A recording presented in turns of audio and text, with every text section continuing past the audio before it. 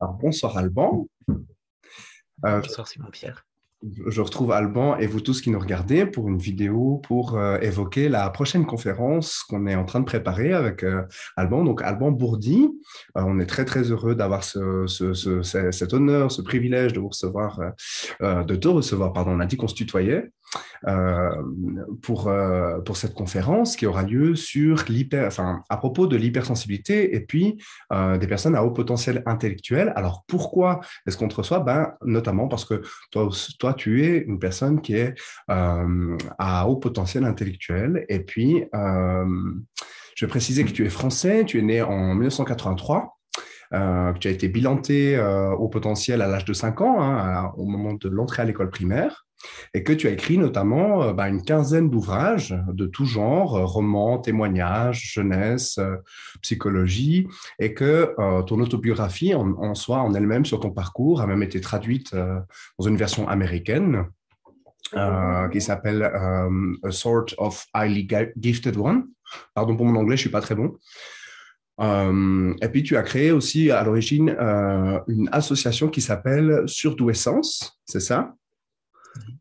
OK. Et donc, c'est une association française que je connais pas encore. Et apparemment, dans toute la francophonie, vous organisez des salons autour de ces thèmes. Et donc, je vais te laisser aussi parler de toi. Est-ce qu'en quelques mots, tu peux nous en dire plus un peu sur ton parcours? C'est un parcours qui, oui, enfin très hétéroclite parce que je pense bon, comme un peu beaucoup de personnes à haut potentiel, même si c'est pas forcément une généralité, il y a beaucoup d'intérêts multiples qui font que voilà, il y a un parcours qui peut sembler aller un peu dans tous les sens. Enfin, il y a vraiment eu beaucoup d'étapes différentes et un peu le lien dans tout ça, le fil rouge, le truc qui s'est toujours reconnu, c'est un peu l'écriture, parce que c'était toujours ça, c'était mon mode d'expression. En plus, l'émotivité très forte faisait que quand j'étais enfant et adolescent, c'était difficile la communication orale. Et donc, il y avait tout de suite aller à l'écrit, quoi. Il y avait vraiment un réflexe de l'écriture. Mhm. Et mais il n'y avait pas que l'aspect émotivité d'ailleurs hein, qui bloquait l'oral, c'est qu'il y avait tellement de possibilités de réponses ou de questions qui me venaient que finalement je savais pas laquelle dire un peu en temps voulu. Enfin, c'était comme si le physique n'arrivait pas à suivre la tête, quoi. Vraiment, c'était ça. Et en plus, l'émotion s'en mêlait. Mhm. Mhm. Mhm. D'ailleurs, toi aussi, voilà, il y a une question en fait de sensibilité aussi, donc d'émotivité qui est là. Est-ce que ça va de pair, ça, pour toi, l'émotivité, la sensibilité? L'émotivité et la sensibilité, oui. Mhm. Enfin, pour moi, ça va de pair. Bah, d'ailleurs, dans ce qu'on appelle l'hypersensibilité, presque tout le temps, on parle des deux aspects, vraiment l'aspect sensoriel et l'aspect émotif. Mhm. Mhm. Et ça t'a compliqué peut-être parfois la vie par exemple, je pense à l'école en tant qu'enfant ou plus tard, c'était, on Ah bah imagine, c'est une ça m'a question. compliqué la vie, oui, et ça m'a compliqué surtout beaucoup la vie à une époque où je l'acceptais pas, où j'avais plutôt tendance à essayer de lutter contre et tout ça. Donc là, ça devenait terrible, ça devenait quelque chose de très très bloquant.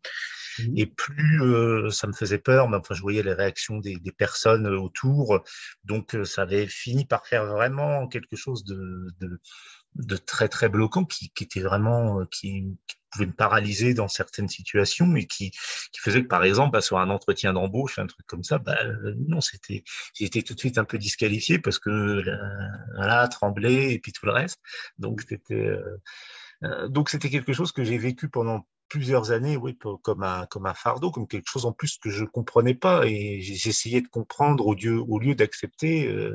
Et il y a eu un moment un peu un révélateur suite à la connaissance de certains livres, rien qu'à avoir lu un petit peu la quatrième de couverture ou tout ça qui liait ça notamment au potentiel intellectuel. Et pour moi, c'est vrai que c'était un peu une grosse révélation parce que je me suis dit, il y a une explication en fait. Parce que j'avais grandi vraiment avec ce mot-là sur le front. J'étais le surdoué, parce qu'à l'époque, on disait pas au potentiel, c'était le surdoué. Et comme j'étais le seul dans les écoles où j'étais, que j'étais le seul dans le quartier, que j'étais le seul dans la famille, bah, partout où j'allais, j'étais pas Alban, j'étais le surdoué. Et donc, à ce moment-là, je me suis dit, mais en fait, cette hyper-émotivité, cette hypersensibilité, il y aurait une explication dans le fait que je sois au potentiel. Donc, en fait, tout va bien. C'est quelque chose qui est normal, entre guillemets, parce que j'aime pas trop le mot normal, mais sur le coup, ça m'a fait du bien quand même d'entendre que, voilà, ça pouvait être normal. Et donc, on va accepter, puis on va faire avec. Et puis, depuis, bah, c'est un cercle vertueux un peu où je me rends compte petit à petit à quel point, quand on l'accueille, c'est un formidable cadeau, cette sensibilité plus élevée. Mhm. Mhm. D'accord. Et pour toi, justement, cet accueil, ça a passé par, bah, somme toute, un peu des informations, en fait, sur le sujet. C'est ce que tu nous dis ou qu'est-ce qu'il y a comme apport, tu penses, quand il y a cette information qui arrive, justement, cette prise de conscience? Ben oui, enfin, l'apport, oui, c'est vraiment des ouvrages, mais même pas forcément lus dans le détail, mais pris connaissance en tout cas d'ouvrages donc, qui expliquaient en disant que le potentiel intellectuel, comme voilà, il y a tous les circuits qui sont un peu plus rapides, enfin certains disent plus de courant électrique dans le cerveau, des choses comme ça. Donc voilà, ça fait que les émotions vont être plus fortes, que les ressentis sensoriels vont être plus forts. Donc il y a une explication. Donc ça, c'est la partie qui calme un petit peu le mental, qui cherche à des explications qu'on ne trouve pas et puis qui tourne un peu dans le même sillon comme ça. Donc on lui dit, ah mais oui, mais ça s'explique. Ah bon, bah voilà. Et il se calme. Et puis il y a le côté aussi des ouvrages qui invitaient, bah, comme ceux de Saverio Tomasella, par exemple, avec qui j'ai eu la chance d'écrire un livre qui va sortir là, qui sort ces jours-ci, et bah, qu'en fait c'est quelque chose de très positif. C'est si on lutte contre, et puis ça c'est vrai un peu dans beaucoup de choses, j'ai expérimenté dans la vie, c'est sûr que plus on lutte et plus ça devient compliqué, et puis alors que si on accueille et qu'on...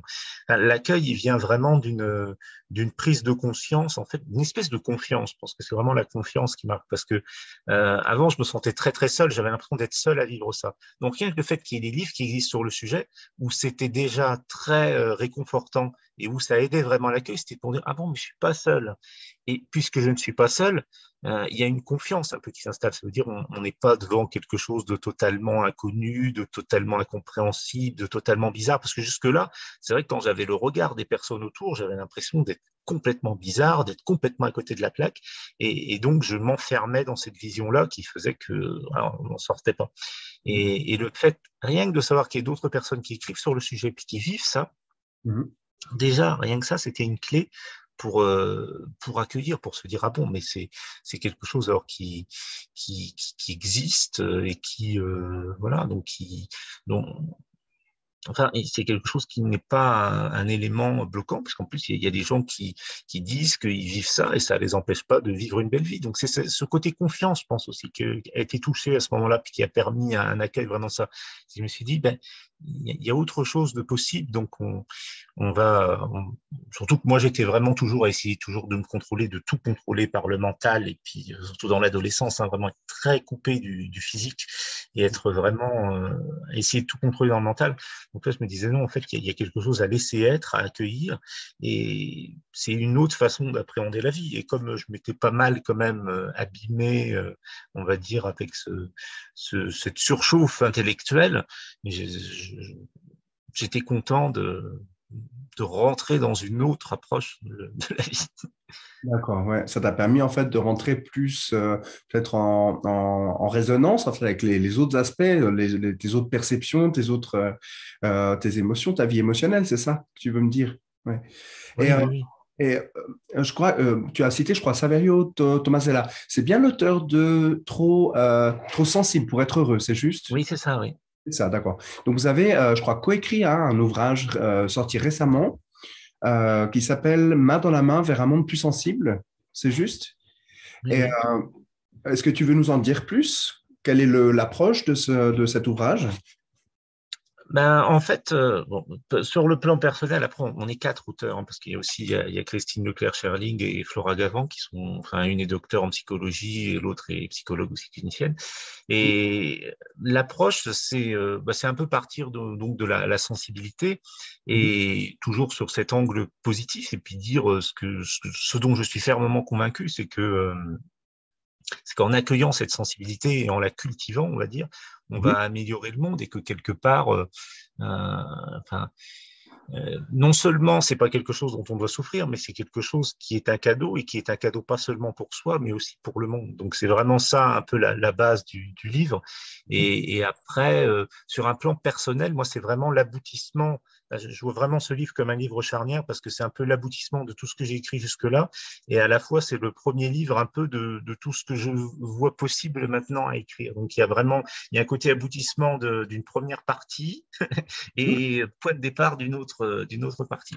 Parce que c'est vrai que le fait d'écrire à quatre avec des personnes que voilà avec qui une grande affinité où il y a beaucoup enfin entre nous quatre il y a à la fois beaucoup de concordance, beaucoup de points communs et à la fois beaucoup de complémentarité, donc c'est assez magnifique l'alchimie qui s'est produite et ça m'a permis de me sentir vraiment très appuyé et réconforté pour écrire ce que j'avais toujours voulu écrire, toujours voulu transmettre, mais que j'avais pas forcément bien les mots, l'assise ou les conditions pour le faire. Et là, dans ce livre-là, donc voilà, ça, j'ai, j'ai touché ce que je voulais transmettre depuis longtemps parce que assez bizarrement, même quand j'étais vraiment pas bien à l'adolescence et tout ça, j'avais quand même cette intuition au fond de moi de me dire, mais pourtant, j'ai idée de comment il faudrait appréhender les choses, de ce qu'on pourrait transmettre. J'arrivais pas à le mettre en application moi-même et ça a pris très longtemps. Et c'est pour ça aussi, sans doute, que je ne pouvais le transmettre qu'au moment où je l'aurais mis en application, parce que jusque-là, c'était qu'une intuition de quelque chose, mais qui n'était pas, qui correspondait pas avec la vie que je vivais véritablement. Voilà. Ah oui, quelque part, tu t'es senti un jour plus en adéquation justement avec cette idée, ce que tu voulais transmettre en fait, pour en arriver comme ça à pas faire les mots dans tes explications. D'accord. Bon, pour ma part, bon, comme j'ai eu l'occasion de pouvoir consulter plusieurs ouvrages et je dois avouer qu'effectivement, c'est un sujet qui était pas encore abordé. En fait, il y a peu, hein, donc c'est vraiment, je pense, assez libérateur pour les gens que ça concerne. Euh, pour avoir vu un certain nombre de gens autour de moi se reconnaître en fait dans cette trait, puis ben, certains justement être bilantés, pour pas dire diagnostiqués, mais bilantés, que ça soit hypersensible ou à haut potentiel, ou alors effectivement avec parfois certains troubles d'apprentissage, parce parfois c'est vrai qu'il y a des corrélations qui peuvent être aussi assez courantes, c'est assez commun finalement. C'est bien aussi le mot corrélation, parce qu'il y en a qui disent comorbidité, et là, ça devient très négatif comme mot. Mais en France, on utilise beaucoup des mots comme ça. Là, alors, c'est diagnostic, comorbidité. Ouais, J'aime beaucoup mieux la Suisse, où on parle des Pour choses moi, de... pour moi, le terme, c'est vrai que autre que diagnostic, il y a caractéristique. Pour moi, c'est une caractéristique. Ça reste ça reste aussi une étiquette, hein, qui est clairement une étiquette. Mais oui, je considère que c'est important de pouvoir mieux se comprendre en fait. Finalement, le but de ces recherches cliniques sur le sujet, etc. Je pense qu'avant tout, hein, et puis ces témoignages qui sortent, c'est avant tout effectivement que ceux que ça concerne en fait s'emparent de cette caractéristique qui vivent au quotidien, quoi. Donc, on est très heureux de pouvoir proposer justement deux soirées hein, finalement sur ce thème-là. On a choisi dans la même semaine, donc le lundi, pardon, lundi 26 et jeudi 29 avril à 20 heures. Pour à peu près deux fois 1h30, hein, avec, on peut peut-être prévoir un temps après la conférence pour les questions, éventuellement. Je crois que tu auras peut-être aussi quelques-uns de tes ouvrages sous la main à pouvoir distribuer. Alors évidemment, on a des restrictions actuellement, donc ce sera en petit comité. J'aimerais bien que les gens qui nous regardent, si vous connaissez d'autres personnes que ça peut intéresser, effectivement, ce sujet, évidemment, partagez l'information. Euh, Est-ce que tu voudrais rajouter quelque chose avant qu'on se laisse? Le sujet est assez vaste, donc je ne sais pas trop ce qu'on peut dire là. Ce que je sais, c'est que des fois, oui, enfin, c'est toujours c'est même pas toujours les caractéristiques qui font les problèmes. C'est souvent le contexte sociétal, c'est la différence, c'est le décalage, l'incompréhension de cette différence, on va dire, qui crée des problèmes. Mais c'est pas un problème en soi, quoi que ce soit le potentiel intellectuel ou l'hypersensibilité, même sans potentiel intellectuel. Le problème, c'est le décalage et l'incompréhension, effectivement, comme tu disais, quand on se comprend mieux soi-même, et donc on peut le partager, et donc on peut amener à mieux comprendre ou nos enfants ou nos proches,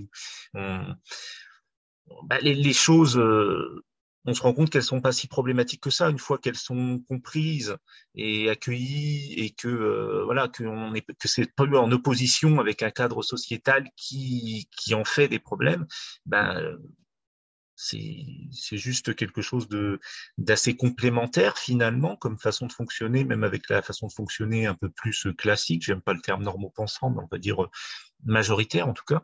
Et, et je pense que c'est quelque chose où chacun peut gagner, j'ai envie de dire, mais ça, je retrouve un peu la thématique de ma co-autrice Christine, et, parce que enfin, c'est un équilibre, quoi. C'est une neurodiversité, quoi, véritablement qui est riche et qui, lorsqu'elle est accueillie, cultivée et tout ça, ben, enrichit le, l'ensemble du groupe. Et on ne parle pas, enfin, j'aime pas les discours qui opposent, alors, ou les surdoués qui sont des gens à problème, ou alors les surdoués qui sont meilleurs que les autres. Dans les deux cas, il n'est pas question de ça, voilà. C'est une logique d'ensemble, de groupe et de richesse. Oui, il y a des plus, mais à la fois, bon, bah, il peut y avoir des choses aussi qui seraient plus compliquées pour nous, et heureusement qu'il y en a d'autres pour qui c'est plus simple. Enfin voilà, Mhm. c'est une belle complémentarité,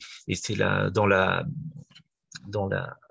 diversité des fonctionnements qu'on trouve la richesse un peu de l'humanité et du vivant. Mhm. Ben, merci pour cette belle vision humaniste des choses. Et puis, on va se retrouver la semaine prochaine et je me réjouis beaucoup de te voir et puis de vous y voir si vous nous rejoignez. Merci beaucoup et à Merci Simon bientôt Pierre. pour une prochaine vidéo. Et puis, pour ceux qu'on verra pendant cette conférence, une bonne soirée et à très bientôt. Au revoir. À bientôt tout le monde.